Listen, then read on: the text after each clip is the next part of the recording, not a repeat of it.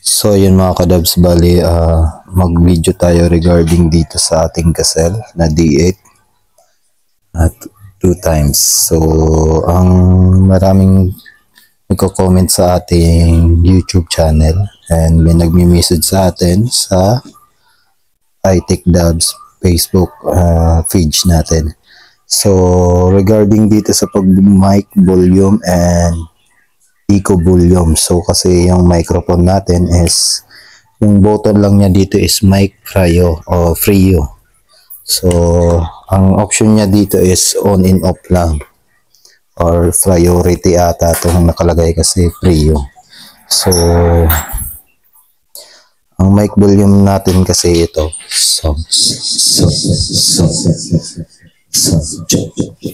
Kung maririnig. So kung maririnig nyo ano siya, eco or malakas yung eco niya. Pag nagkanta ka naman, mahina yung mic volume niya, yung eco yung malakas. Tapos pag nilapit mo dito, tumutunog siya sa pag kumakanta ka. Tumutunog siya sa eco feedback. So katanungan ng mga nagko-comment dyan sa ating YouTube and sa Facebook natin nagme-message, ito yung sagot. Ano ko lang, i-honor ko lang tong isasagot ko dun sa nag-comment din sa akin sa YouTube natin. Bali may nag-comment dun regards din dito sa mic volume. Sinabi niya din doon na kung paano siya i-adjust. So hindi ko siya masyado na gets agad kasi medyo na-busy tayo din dito sa ating mga DIY na binili na ganito. Kasi tatlo yung binili nating sira na ganito, tapos DIY natin yung amplifier niya. So, itong video na to ay para dun sa mga nag-comment sa regarding sa volume. So, ito yung pagbo-volume ng microphone. Ito yung master volume. I-press mo lang to. Yan. Ang lalabas dyan sa kanya is T or treble. So, press mo lang and press ulit B. B is for bass. Small letter T and small letter B yan. Yan.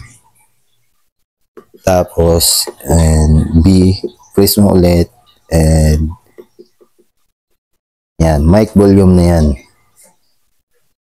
Yan. So, naka 12 tayo. Tapos, ulit, eco. Yan.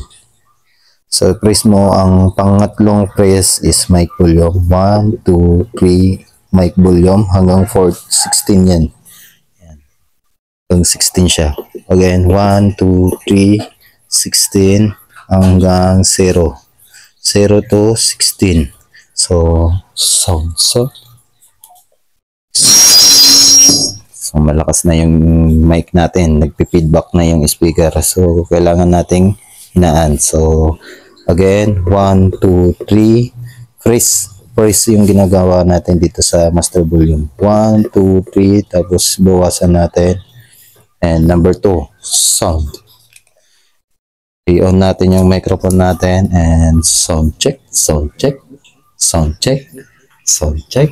Oh, sobrang hina na ng microphone natin.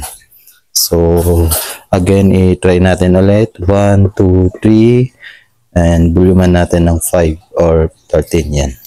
So. Again, 1, 2, 3. Mic, hindi ko na volume. So, 10. So, this mic, this. So, try natin ulit. Volume naman na pag-adjust naman ng eco is 4. 1, 2, 3, 4. So, eco. E, capital E. 1, 2, 3, 4. And bawasan natin. Dito tayo magbabawas and magdadagdag. So, ang ano nito is 16 to 0 din. Yan. 0 to 16. So, kaya masyado ma-eco kasi ang nakala-settings dito is 12. So, bawasan natin 16 is, ang kalahati ng 16 is 8. So, lagay natin ng 8. Yan. So, mic on tayo, test tayo.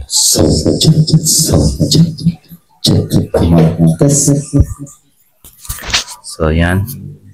You can hear, hindi na masyado siya maikaw.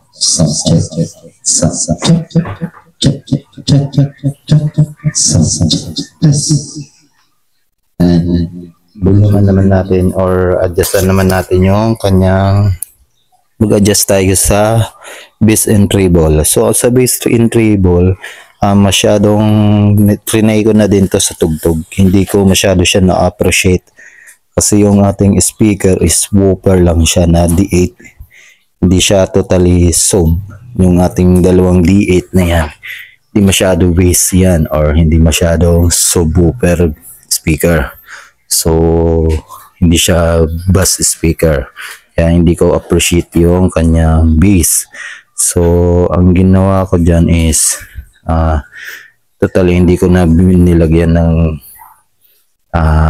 treble. Ginawa ko, pinuluman ko na lang ng bass. Pero hindi masyado appreciate yung kanyang tunog. So, siguro it's, depende sa speaker tsaka amplifier. Kasi yung amplifier natin medyo mahina lang talaga. 30 watts lang yan. So, ayan. So, treble tayo. Ayan, hanggang 10 siya. Ayan. 10 hanggang negative 12. So, may negative siya and positive 12 pala. Ayan. Plus. Tapos, sa base naman, ito yung base niya. Ayan, negative 5 yung nilagay ko dyan. So, hanggang positive 12. So, negative, base. Ayan, makikita nyo B. Small little B. Base, pabawas hanggang 12 din niya ang volume na yan. So, ibig sabihin mababa na yung base natin and mababa din. Ayan, negative. Tapos base, positive din. Sa tayo, mic volume is nakasiting tayo ng 10. 1, 2, 3. 10, echo is 8. Kasi 16 siya, kalagitnaan.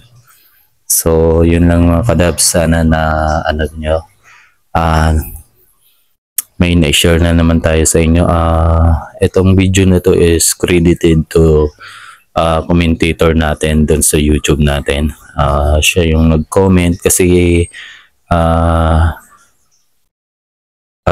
sa akin kasi hindi ko na nung nabili ko din to, hindi ko agad din siya nalaman kasi wala dun sa user manual.